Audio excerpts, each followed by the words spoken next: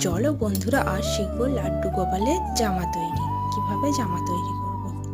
প্রথমে পুরোটা কুঁচি দিয়ে নেব।